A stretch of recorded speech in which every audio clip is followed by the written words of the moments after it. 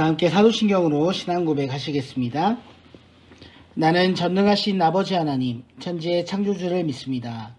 나는 그의 유일하신 아들, 우리 주 예수 그리스도를 믿습니다.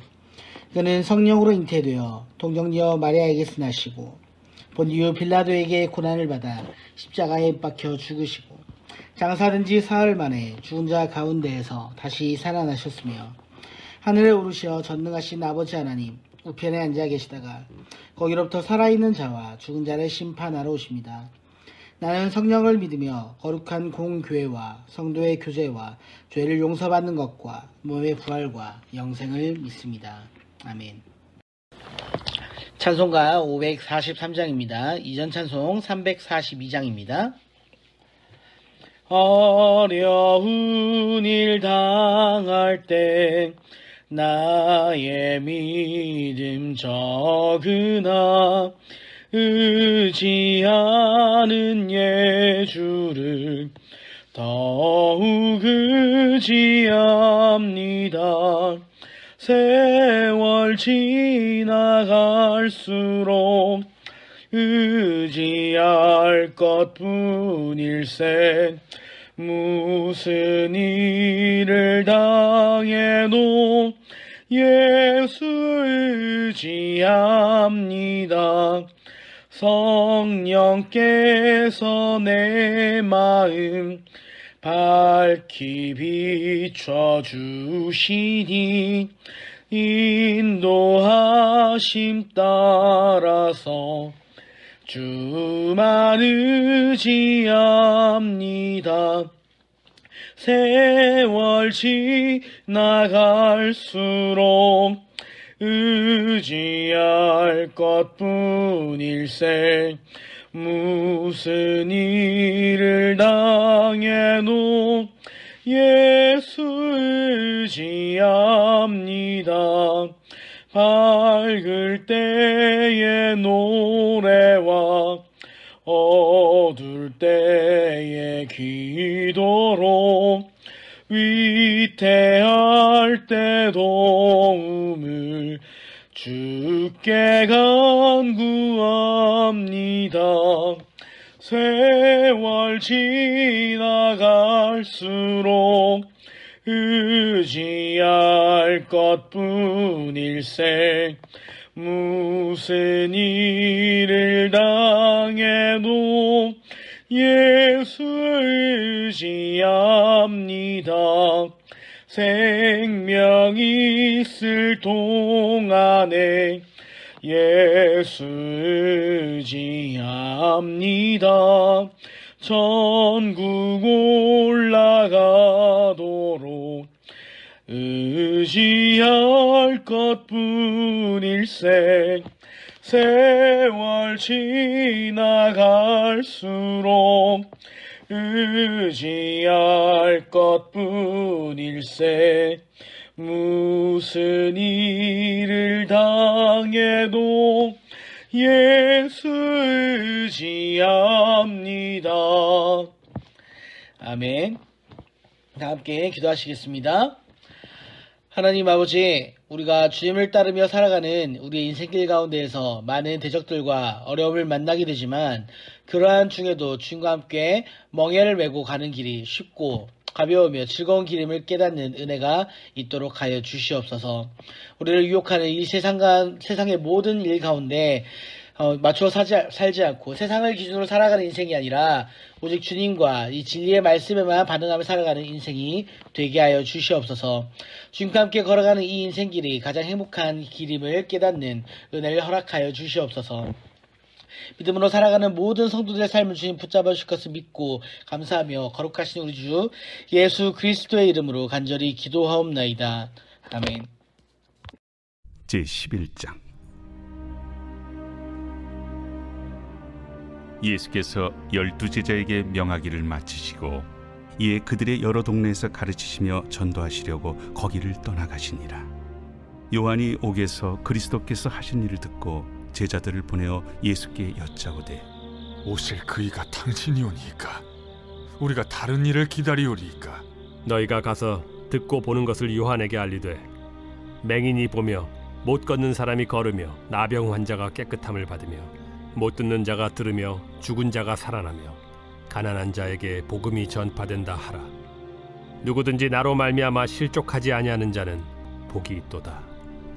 그들이 떠나매 예수께서 무리에게 요한에 대하여 말씀하시되 너희가 무엇을 보려고 광야에 나갔더냐? 바람에 흔들리는 갈대냐? 그러면 너희가 무엇을 보려고 나갔더냐? 부드러운 옷 입은 사람이냐? 부드러운 옷을 입은 사람들은 왕궁에 있느니라. 그러면 너희가 어찌하여 나갔더냐? 선지자를 보기 위함이었더냐? 옳다. 내가 너희에게 이르노니 선지자보다 더 나은 자니라. 기록된 바 보라, 내가 내 사자를 내 앞에 보내노니 그가 내 길을 내 앞에 준비하리라 하신 것이 이 사람에 대한 말씀이니라. 내가 진실로 너희에게 말하노니 여자가 낳은 자 중에 세례 요한보다 큰 이가 일어남이 없도다. 그러나 천국에서는 극히 작은 자라도 그보다 크니라. 세례 요한의 때부터 지금까지 천국은 침노를 당하나니 침노하는 자는 빼앗느니라. 모든 선지자와 율법이 예언한 것은 요한까지니 만일 너희가 즐겨 받을진대 오리라 한 엘리야가 곧 이 사람이니라. 귀 있는 자는 들을지어다. 이 세대를 무엇으로 비유할까? 비유하건대 아이들이 장터에 앉아 제동물을 불러 이르되 우리가 너희를 향하여 피리를 불어도 너희가 춤추지 않고 우리가 슬피 울어도 너희가 가슴을 치지 아니하였다 함과 같도다. 요한이 와서 먹지도 않고 마시지도 아니하매 그들이 말하기를 귀신이 들렸다 하더니 인자는 와서 먹고 마심에 말하기를 보라, 먹기를 탐하고 포도주를 즐기는 사람이요 세리와 죄인의 친구로다 하니 지혜는 그 행한 일로 인하여 옳다함을 얻느니라. 예수께서 권능을 가장 많이 행하신 고을들이 회개하지 아니하므로 그때에 책망하시되 화 있을진저 고라시나, 화 있을진저 벳세다야.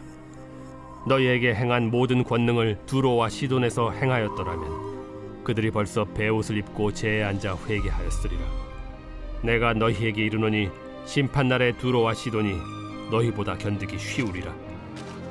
가버나움아, 내가 하늘에까지 높아지겠느냐? 음부에까지 낮아지리라. 내게 행한 모든 권능을 소돔에서 행하였더라면 그 성이 오늘까지 있었으리라. 내가 너희에게 이르노니 심판날에 소돔 땅이 너보다 견디기 쉬우리라. 그때 예수께서 대답하여 이르시되 천지의 주제이신 아버지여, 이것을 지혜롭고 슬기 있는 자들에게는 숨기시고 어린아이들에게는 나타내심을 감사하나이다. 옳소이다. 이렇게 된 것이 아버지의 뜻이니이다. 내 아버지께서 모든 것을 내게 주셨으니 아버지 외에는 아들을 아는 자가 없고 아들과 또 아들의 소원대로 계시를 받은 자 외에는 아버지를 아는 자가 없느니라.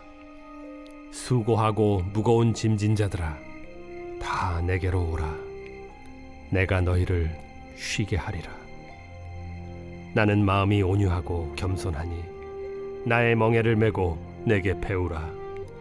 그리하면 너희 마음이 쉼을 얻으리니 이는 내 멍에는 쉽고 내 짐은 가벼움이라.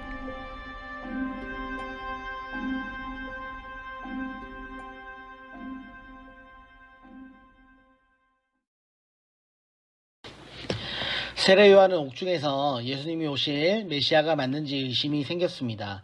세례 요한도 구약의 선지자들과 같이 오실 메시아는 심판하는 분이며 크고 강하신 분이라고 생각했기 때문일 것입니다. 그래서 주님은 요한이 보낸 이들에게 이사야 61장 1절의 말씀으로 당신께서 예언된 메시아의 사역을 하시는 것임을 분명하게 대답하셨습니다. 이것은 세례 요한의 믿음 없음을 부각시키는 것이 아니라 옛 언약의 한계를 여실히 드러내는 것이라고 할 수 있겠습니다.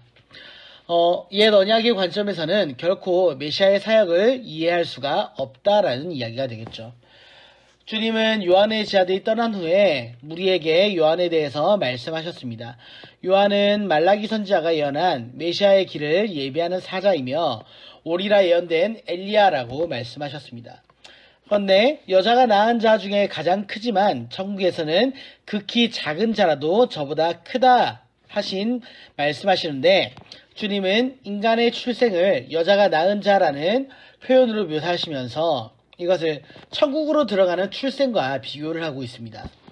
요한은 메시아를 소개하고 천국으로 들어가는 길을 소개했다는 점에서 어떤 구약의 선지자들보다 더 많은 특권을 누렸지만 천국에 들어가 새 언약의 특권을 누리는 자들이 가지는 특권은 이와 비교할 수조차 없다라는 것입니다.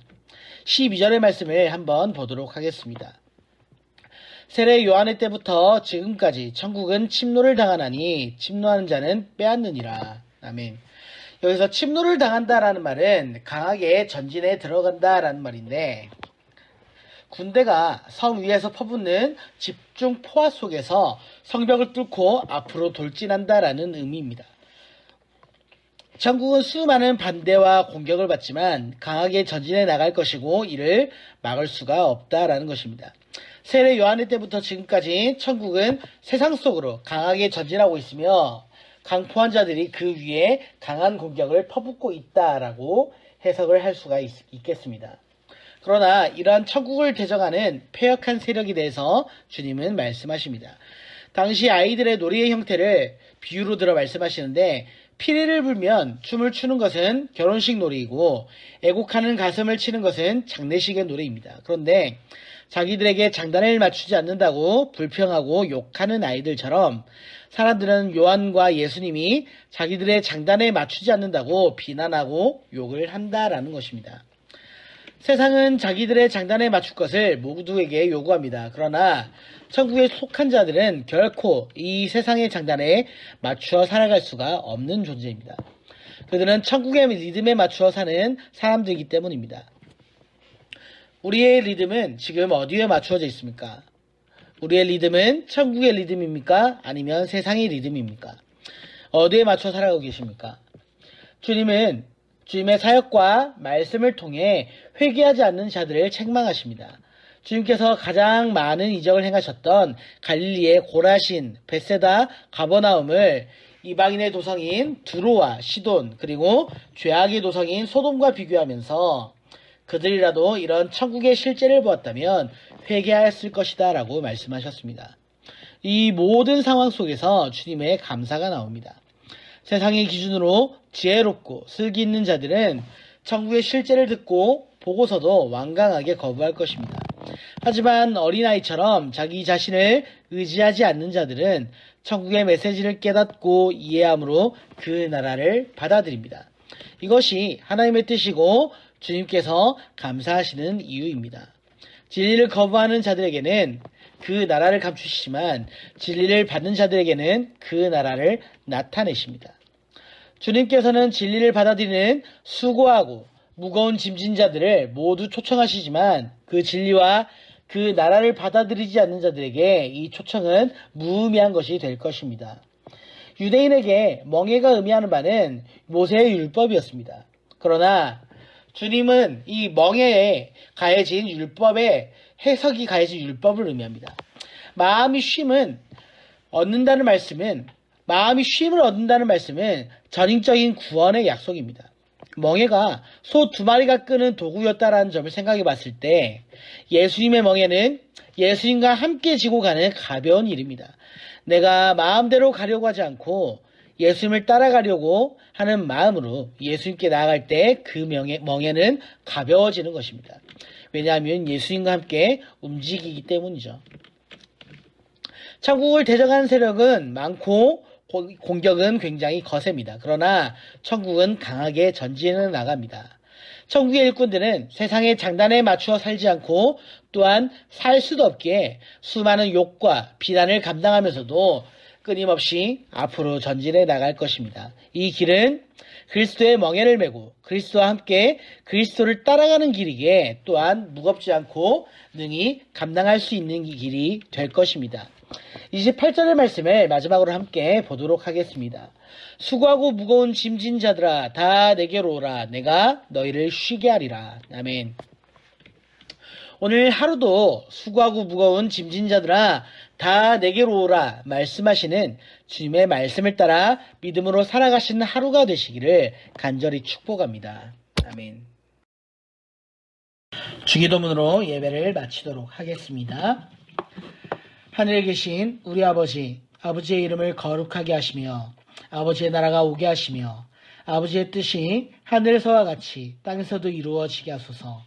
오늘 우리에게 일용할 양식을 주시고 우리가 우리에게 잘못한 사람을 용서하여 준 것 같이 우리 죄를 용서하여 주시고 우리를 시험에 빠지지 않게 하시고 악에서 구하소서. 나라와 권능과 영광이 영원히 아버지의 것입니다. 아멘.